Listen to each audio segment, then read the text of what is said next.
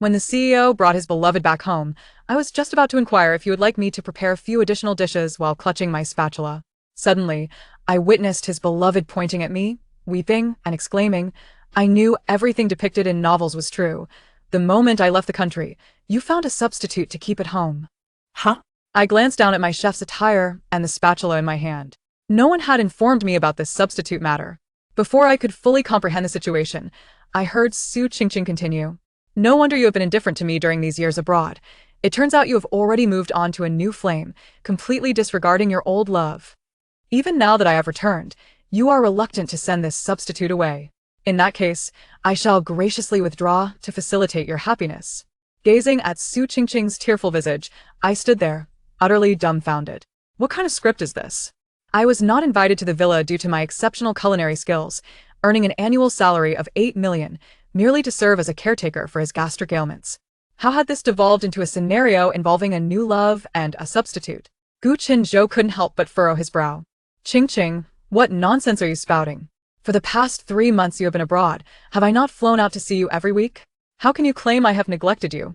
Moreover, this is our chef, Xia Qiao, not the absurdity you speak of. Chef.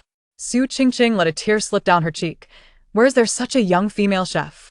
I prefer wearing white, and she dons white as well. How can she not be a substitute? Brother Zhou, why must you deceive me? I glanced down at my white chef's uniform and then at Su Qingqing's white silk dress, my eyelids twitching involuntarily. The only commonality between the two was that they were both fashioned from white fabric. I sighed and spoke. Miss Su, I truly am a chef. If you doubt it, you may check the kitchen where my chicken soup is simmering. Yet Su Qingqing covered her ears and stamped her foot. I won't listen. Even if there is, it must be a ruse devised by you to deceive me. Gu Qinzhou, exasperated, said, Then tell me, what would it take for you to believe that Xia Qiao is indeed the chef?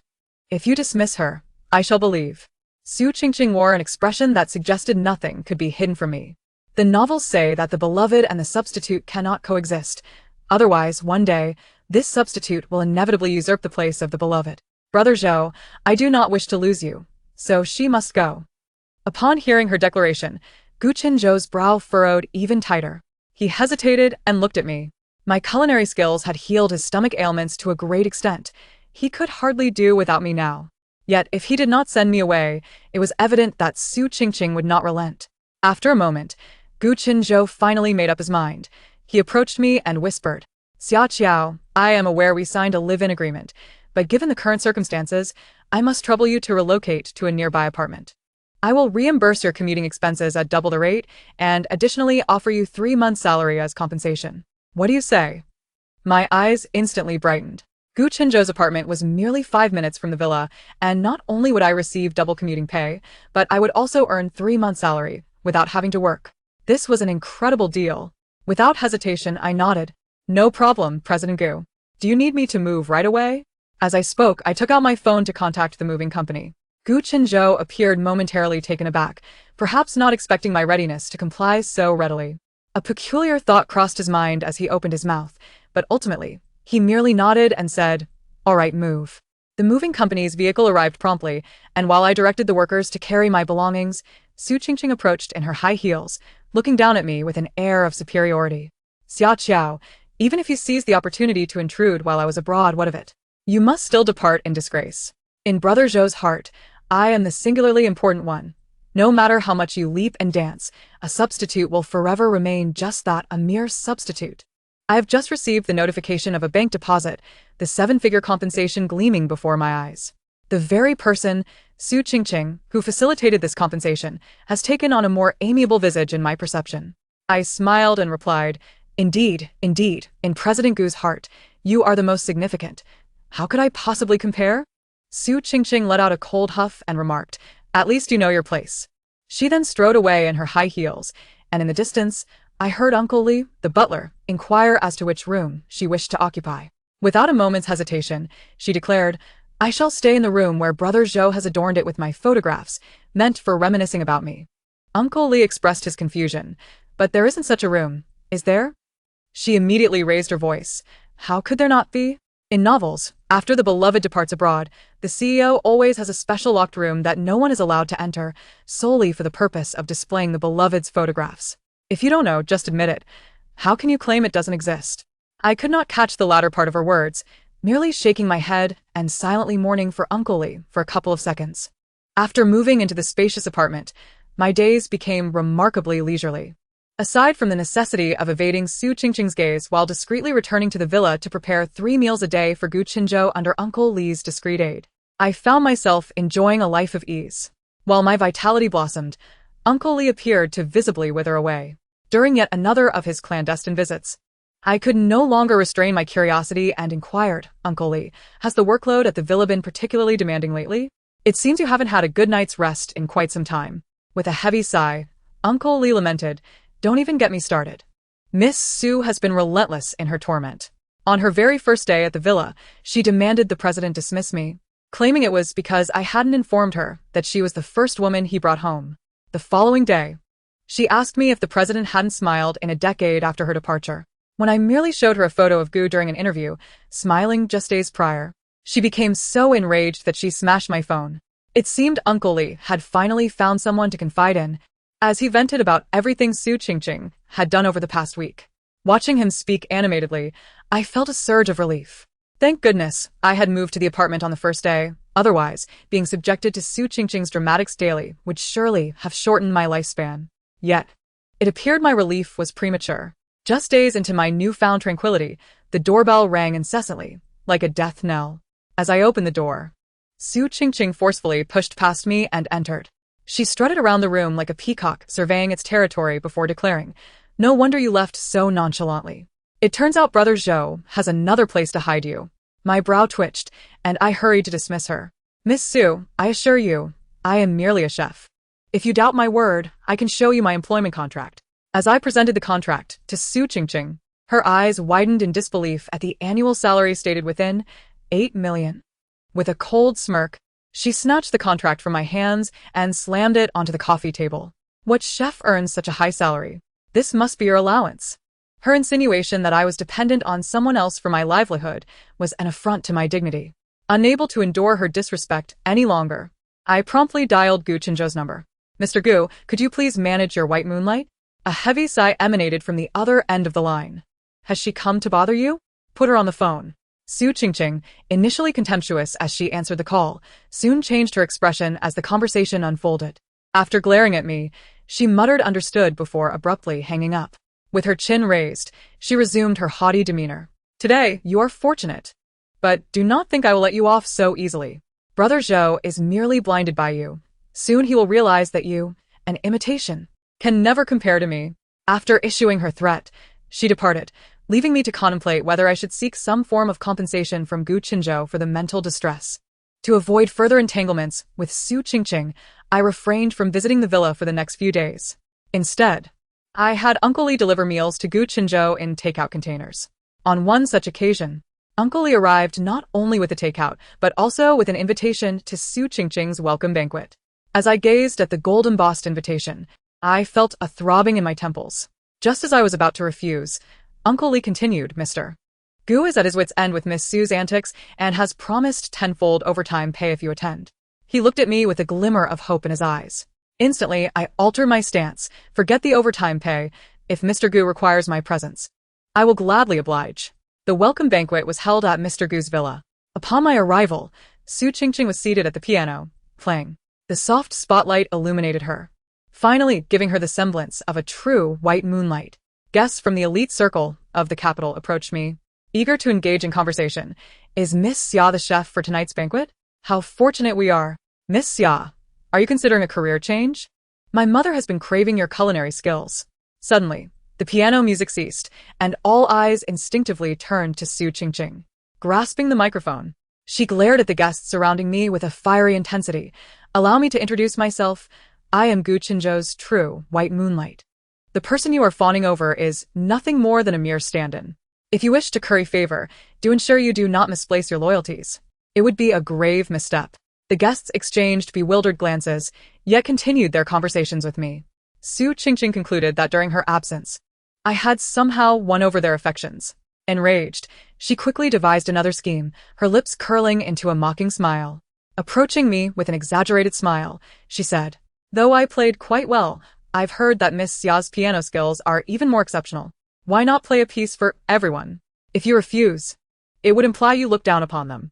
At that moment, Su Qingqing wore a look of anticipation, having learned that I was tone deaf and could barely play the piano. She anticipated my inevitable humiliation in front of all the guests, believing that Gu Qinzhou would soon realize how unlike her I truly was. However, without a second thought, I replied, "You are mistaken. I cannot play the piano at all." Su Qingqing's smug expression faltered, disbelief washing over her face. "You just said that outright? In novels, aren't stand-ins supposed to feign competence, even if they lack the skills? Why aren't you adhering to that script?" By the end of her tirade, she was visibly shaken. This was her meticulously planned welcome banquet, designed to publicly humiliate me. Just then, Gu Qinzhou arrived after finishing his work and noticed her reddened eyes. He immediately expressed concern. "What happened?" She dramatically collapsed into his embrace, sobbing, "Brother Zhou, Xia Qiao is bullying me." I quickly raised my hand in protest. "I did no such thing." The surrounding guests chimed in, explaining the situation to Gu Qinzhou. He rubbed his temples, clearly fatigued. "Just go ahead and play. I'll increase your overtime pay to 20 times. My face lit up with joy. "Mr. Gu, you are truly generous." As I approached the piano, my fingers randomly struck the keys, producing a cacophony that was worlds apart from Su Qingqing's previous performance. Su Qingqing, now gleefully laughing, surveyed the crowd, eager to witness my embarrassment. Yet, the guests merely clinked their glasses, seemingly oblivious to the discord. Stunned, she rose from her seat, incredulous. "Why aren't you all mocking Xia Qiao? Surely you should be ridiculing her for being a nobody." One guest responded, puzzled. "She simply cannot play the piano. What is there to mock? And besides, piano skills are not a measure of one's worth. Although Miss Xia cannot play, her culinary creations are fit for a national banquet. Everyone has their strengths and weaknesses. We must allow for imperfections." Fuming, Su Qingqing retorted, "But you all are merely here to serve as background noise. Why aren't you fulfilling your roles?" An awkward silence enveloped the room, punctuated only by the sound of champagne bubbles. One of the elite guests scoffed, "It seems Mr. Gu's banquet is too precious for us. If we are merely background characters, we shall take our leave." Most of the guests began to exit, regardless of Gu Qinzhou's attempts to apologize and persuade them to stay. Gu Qinzhou's frustration was palpable, while Su Qingqing continued to shout, "Let them leave if they wish.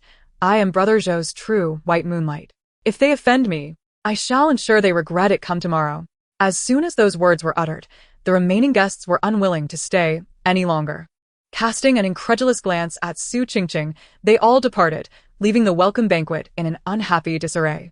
Just as I was about to leave, Su Qingqing seized my wrist and exclaimed, "You can't leave. Brother Zhou, this welcome banquet has turned into such a mess because of Xia Qiao's schemes to embarrass me. You must help me punish her." Gu Qinzhou's expression darkened, disappointment evident in his eyes. "Qingqing, can you please stop causing a scene? What has happened to you?" Su Qingqing's face paled dramatically. "You would defend the substitute and treat me this way? Gu Qinzhou, it is you who has changed, not me. It seems that between the two of us, you have chosen her. You better not regret it." With that, she grabbed her bag and dashed out of the villa. I patted Gu Qinzhou's shoulder sympathetically. "You've had a hard time. Also, remember to deposit my overtime pay into my account." Just as I was about to leave, I noticed Gu Qinzhou's complexion had turned ashen, one hand clutching his stomach, clearly indicating a flare-up of his gastric issues. I could no longer leave and hurriedly helped him to the sofa, awaiting the kitchen to prepare some nourishing congee for his stomach. After taking care of Gu Qinzhou throughout the night, his complexion improved significantly. I stretched and was about to exit the villa when I spotted Su Qingqing pacing outside the door. Apparently, she was hesitant to enter after Gu Qinzhou failed to chase after her the previous night. Upon seeing me, disbelief washed over her face. "I only left for one night, and Brother Zhou is so eager for your company? Xia Qiao, your schemes are far deeper than I initially perceived. But don't get too smug. I have my ways to deal with you." I had no intention of engaging with Su Qingqing further, feeling that conversing with her would only diminish my intellect. Just as I was preparing to leave, she resolutely stormed into the villa. "Brother Zhou, after reflecting on last night, I realize my mistakes. I understand how important Xia Qiao is to you, and I won't drive her away anymore. Will you please forgive me?" Seeing Su Qingqing in tears, Gu Qinzhou's demeanor softened swiftly. "It's wonderful that you can understand. In that case, Xia Qiao, you should move back to the villa. I could use your help in the next few days." I knew Gu Chenzhou was referring to his gastric issues, but Su Qingqing clearly misunderstood. Seeing that Gu Chenzhou did not counter her, she took advantage of the situation, her face growing paler, her gaze towards me filled with resentment. However, she quickly flashed me a malicious smile. A sense of foreboding washed over me. I felt that peace would not reign for long. While I remained apprehensive, Uncle Li, the butler, seemed to have found an ally and would often come to the kitchen to quietly complain about Su Qingqing. After one such session, I heard Su Qingqing's voice behind me. Brother Zhou, look at Xia Qiao. She has taken so much money from you and is still entangled with other men. She referred to the money as support fees. Gu Chenzhou, not grasping the implication, instinctively furrowed his brow. Uncle Li, you're a man. Please be mindful of your words. Uncle Li chuckled awkwardly and exited the kitchen. Noticing that Gu Chenzhou had only admonished Uncle Li and not me, Su Qingqing's resentment deepened. That day, while I was in the kitchen preparing lunch, Su Qingqing suddenly rushed in and snatched my knife. Xia Qiao, don't think you can gloat any longer. Today is the day you're expelled from the Gu family. Saying this, she stabbed her own blood bag with the knife, immediately crying out in pain. Ouch. Sister Xia, I merely wanted to help you chop some vegetables. Why did you stab me? Hearing the commotion, Gu Chenzhou rushed downstairs, catching Su Qingqing as she collapsed to the floor. His brow furrowed in concern. Xia Qiao, I understand you've faced grievances recently, but you can't resort to violence. I calmly pointed to the ceiling. Mr. Gu, there are cameras in the kitchen. Rather than blame me, you should check the footage first. Clearly unprepared for this twist, Su Qingqing's eyes flashed with panic. As Gu Chenzhou prepared to check the surveillance, she grabbed him, wailing, Brother Zhou, I'm in so much pain. Let us not worry about the footage. Please take me to the hospital. Upon hearing this, Gu Chenzhou quickly lifted her and rushed outside. After pondering for a moment, I entrusted the matter of the footage to Uncle Li and followed them to the hospital. Once inside the examination room, Su Qingqing, noticing the absence of witnesses, grabbed the doctor's hand and handed him a card. You'll say I have suffered renal failure from the stabbing and that I need the kidney of that woman who came with me, understood? The doctor paused. His expression conflicted. However, Su Qingqing felt everything was in order and commanded the doctor to wheel her out of the examination room. Outside, Gu Chenzhou rushed to meet the wheeled-out Su Qingqing. Doctor, how is Qingqing? Is her condition serious? Should I contact a renowned overseas doctor for surgery? The doctor opened his mouth, uncertain of how to respond. Su Qingqing, noticing the hesitation, shot the doctor a frustrated glare and then weakly declared, the doctor said I have renal failure from the knife wound and need an immediate transplant. I think Xia Qiao's kidney will suffice. She injured me, so she should pay the price. With that, she cast a smug glance at me, seemingly confident that Gu Chenzhou would indeed seek to procure my kidney for her. I was left speechless by her antics. Was she truly attempting to manipulate the situation to have my kidney removed in a hospital? Did she think this was a novel, free from legal repercussions? Gu Chenzhou furrowed his brow at her. Setting aside the fact that Xia Qiao's kidney may not even be compatible, forcibly taking a kidney without the consent of the person involved is illegal. Qingqing, how could you entertain such a notion? Su Qingqing's smug expression faltered. Her mouth agape as she struggled to find words, clearly taken aback by Gu Chenzhou's unexpected response. At this moment, the doctor seemed to regain his composure and let out a sigh of relief. Clearing his throat, he returned the card to Gu Chenzhou. Mr. Gu, here's the situation. Miss Su just tried to bribe me with this card, asking me to falsely claim she has renal failure and to suggest taking Miss Xia's kidney. If I hadn't heard your earlier remarks, I would have considered calling the police. Fortunately, you are well versed in the law, Mr. Gu, so I feel assured. You should take the time to advise Miss Su not to harbor such dangerous thoughts again and to refrain from treating the hospital as a joke by simply smearing some blood to occupy medical resources. With that, the doctor returned to the examination room. Just before entering, I caught him muttering, people these days are so influenced by novels that they think they can act out scenes without consequences, trying to bribe me without even providing a password. I nearly burst into laughter, but seeing Gu Chenzhou's serious expression, I held back my amusement. Su Qingqing, witnessing the disappointment in Gu Chenzhou's gaze, hastily defended herself. Brother Zhou, look at all this blood. How could it possibly be fake? Don't listen to that doctor's nonsense. He must be related to Xia Qiao, helping her to ensure I can't get a kidney and die from renal failure. Can you bear to let me perish from this misunderstanding? Gu Chenzhou's temples throbbed as he prepared to speak when my phone suddenly rang. It was the surveillance footage sent by Uncle Li. I opened the video and handed it to Gu Chinzhou, the footage clearly displaying Su Qingqing's actions, snatching the knife, stabbing her blood bag, and collapsing in a feigned fit of tears. Gu Chinzhou presented the phone to Su Qingqing. "What do you have to say now?" Her face turned pale, but she quickly broke into tearful protests. "Brother Zhou, I realize my mistakes, but I only wanted your attention to be on me, not a mere substitute. I am your true Moonlight. I have reiterated this numerous times," Gu Chinzhou said, his gaze piercing as it fixed upon her. "Xia Qiao is the chef I hired, not your substitute." Su Qingqing, for the first time, found herself bewildered by his treatment. Her act of feigning tears abruptly halted, frozen in disbelief. Gu Chinzhou turned to me, his tone heavy with regret. "Xia Qiao, I am truly sorry. Today's incident stemmed from my failure to ascertain the facts, leading to a misunderstanding." I sighed. This was not the first time I had been subjected to Su Qingqing's antics. From the mix-up regarding the substitute to the farce at the welcome banquet, and now to this frame-up, I had come to earn an annual salary of 8 million as a chef, not to star in a melodrama. "Mr. Gu, while I accept your apology, I have decided to resign." Gu Chinzhou appeared momentarily taken aback, quickly attempting to dissuade me. "I can increase your salary, and I assure you I will handle Su Qingqing appropriately, ensuring she no longer harasses you. It is not a matter of money." I shook my head. "I am merely a chef, wishing to cook in peace without being treated as a mere stand-in." Regardless of Gu Chinzhou's entreaties, my resolve remained unyielding. He finally sighed, conceding, "Very well, I respect your decision.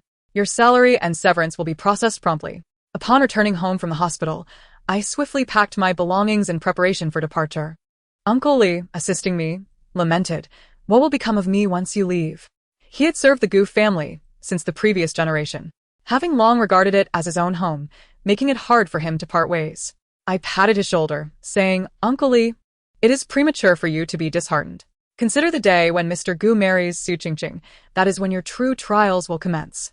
Uncle Li, upon hearing this, felt a wave of darkness wash over him. As I stepped out of the Gu residence, I glanced back. Gu Chinzhou stood on the second-floor balcony, his expression a complex tapestry of emotions, lost in thought. I waved goodbye and entered the taxi. Finally, I could escape Su Qingqing's farce. No longer needing to sneak around her to cook, the relief was palpable. Upon moving back into my previously rented apartment, I granted myself a vacation, sleeping in until I naturally awoke, and then immersing myself in the exploration of new recipes. Life had never been more delightful. I had hoped that my entanglement with the Gu family had come to a close, but 3 days later, my phone erupted with notifications. A friend sent me a trending link, boldly headlined, "Cunning substitute expelled from the aristocracy, fleeing with valuable goods." Upon clicking, I was met with a video of me packing my belongings just days prior. Su Qingqing had stealthily filmed me, deliberately showcasing the designer bags and watches in my suitcase. Accompanying the video was her caption, "I was only abroad for a few months, and this shameless woman impersonated me to seduce Brother Zhou, even using his money to purchase luxury items. Now that I have exposed her, she has scurried away. Should I, the rightful mistress, reclaim these items?" The comments section erupted in chaos. Goodness, is this a real-life version of the substitute trope from novels? Using someone else's money to buy luxury goods is utterly shameless. My heart aches for the white Moonlight sister, having been usurped by the substitute for so long. Return those items immediately. Those who gain without effort are truly disgraceful. As I scrolled through the comments, my phone suddenly received a message from an unknown number. "Xia Qiao, you must have seen the trending topic. Be smart and return the luxury items Brother Zhou bought, or I won't hesitate to make you even more famous." Reading Su Qingqing's message made me laugh in anger. Those luxury items were clearly purchased with my own earnings. With an annual salary of 8 million, could I not afford a few luxury items? Just as I was about to reply, my phone rang again, this time with a call from Gu Chinzhou. "Xia Qiao, I've seen the online situation and I apologize again. This is all due to Su Qingqing." His tone was laden with remorse. "I will have the public relations team clarify this and pursue legal action against the defamers." To this, I firmly declined. "There is no need. Your involvement would only solidify the narrative that I am your stand-in. I have my own methods to clarify this, so you need not trouble yourself, Mr. Gu." After hanging up, I opened my computer and sent out screenshots of the labor contract I had signed with Gu Chinzhou. The contract clearly stated an annual salary of 8 million and my position as a private chef. I then shared the purchase receipts for the luxury items, each marked with the date and amount, all bought with my own bank card since I began my employment. I, Xia Qiao, am the private chef hired by Mr. Gu Chenzhou, earning an annual salary of 8 million and not a so-called substitute. The luxury items in the video were all purchased legally with my own income. There is no truth to the claim of stealing valuable goods. The innocent will clear their names, and those who spread rumors should exercise restraint. Once my clarification was posted, the comments section fell silent for a few seconds, only to erupt anew. Holy cow! An 8 million annual salary chef? What culinary skills must she possess? I take back what I said. I apologize, sister. 8 million for these luxury items is a mere drop in the bucket. So, it isn't a substitute narrative. I underestimated the situation. So Su Qingqing was spreading falsehoods? This operation is rather perplexing. What surprised me was that several prominent figures from the capital's elite circle who attended the welcome banquet also shared my clarification. The young master of the capital, Miss Xia's culinary skills are worthy of a state banquet. My mother urges me daily to hire her for her home. And 8 million is hardly excessive. President Zhang from Hingyu Group. After tasting Miss Xia's Buddha jumps over the wall, I have yet to forget it, Miss Xia. Have you considered opening a private dining restaurant? I would be the first to subscribe. President Li from Shengshi Group. Whoever slanders Miss Xia will face my wrath. If she is a substitute, what does that make us who are eager to hire her? With these endorsements, the comments section completely reversed. What began as mere spectators turned into ravenous food enthusiasts. With all these big shots endorsing her, how delicious must Miss Xia's cooking be? We implore Sister Xia to open a restaurant. I am willing to queue for 3 days and nights. My heart aches for Sister Xia. Having been treated as a substitute for so long and now facing slander. As I observed the comments, I could not help but smile. Not only had I avoided loss, but I had also inadvertently promoted myself for free. Just as I was about to reply to the netizens expressing my consideration to open a private dining establishment, my phone buzzed again with an anonymous message, accompanied by several photos and a recording. The images depicted Su Qingqing's pregnancy examination report and consent form for an abortion from a foreign hospital. While the recording captured her conversation with a friend, I wasn't just traveling abroad for leisure, it was because I got drunk and became pregnant with someone else's child. I had to secretly go abroad to terminate it, leaving that fool Gu Chenzhou thinking I wanted to go abroad for a vacation, when I actually see him every week. What can I say? This is the charm of my white moonlight. I raised an eyebrow. This was indeed a fortuitous piece of material for retaliation. Since Su Qingqing refused to let me be, I saw no reason to hold back. After processing these pieces of evidence, I anonymously posted them online with the caption, "What did certain individuals, who fancy themselves as white moonlight, truly do during their 3-month overseas trip?" Once the evidence was exposed, the online uproar was unprecedented. Su Qingqing's deceit was laid bare, and those who had previously sympathized with her swiftly turned against her, branding her as calculating and habitually lying. Meanwhile, Gu Chenzhou, who was working abroad, finally found a moment to inquire about the situation upon returning to his hotel. What is the public sentiment regarding Xia Qiao? Is anyone still criticizing her? If so, let the legal department handle it. His assistant shook his head. No one is criticizing Miss Xia anymore. However, he hesitated, then presented his phone to Gu Chenzhou. As Gu Chenzhou read the messages, his brow furrowed deeper with each passing moment. After completing his work, he returned home overnight, flinging his phone in front of Su Qingqing with an icy glare. Su Qingqing, what on earth is going on? Su Qingqing gazed at the photographs and recordings. Her face is pale as death, yet she continued to argue. It was Xia Qiao. She set me up. These are all lies. The prenatal examination report bears your signature, and the voice in the recording is unmistakably yours. Are you still going to deny it? Gu Qingzhou's voice was laden with disappointment. I truly misjudged you all these years.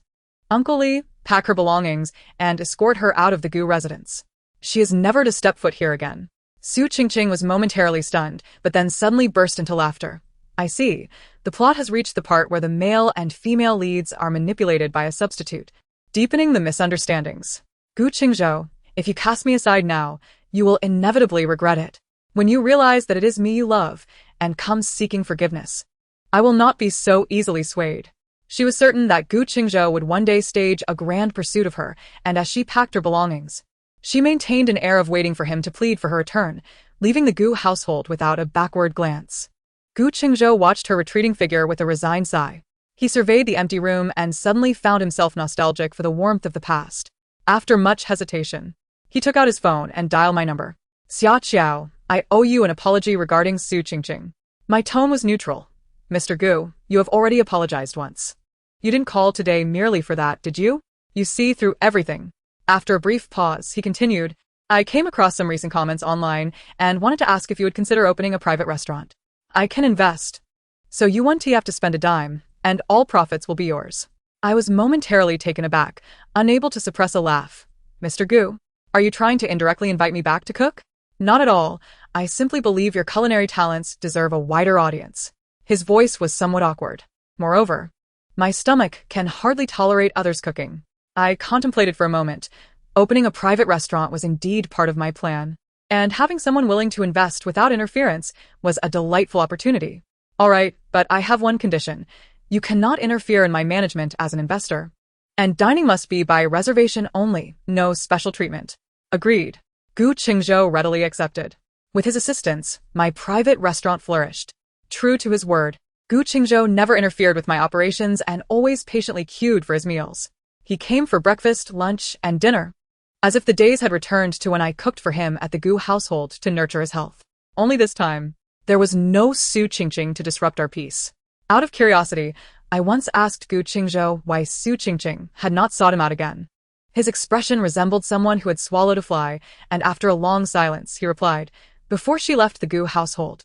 She said the plot had progressed to the point where the male and female leads were manipulated by a substitute, leading to deepening misunderstandings.